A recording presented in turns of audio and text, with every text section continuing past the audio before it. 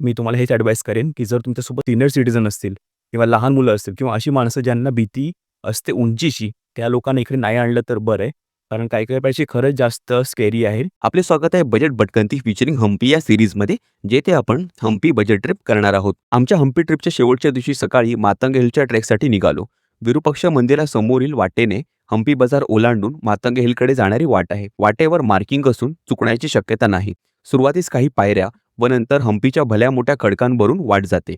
येथून विरूपाक्ष मंदिर व हम्पी बाजारचा छान व्ह्यू पाहता येतो. ट्रेकच्या शेवटच्या टप्प्यामध्ये वाट निसरडी असून सांभाळून पार करावी लागते. एकूण जवळपास 30 मिनिटाच्या चढाईनंतर आपण टेकडीवरील मंदिरात पोहोचतो.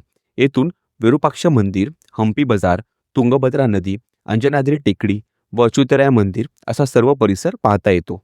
या ट्रेकसाठी चांगले ग्रिपचे शूज घाला.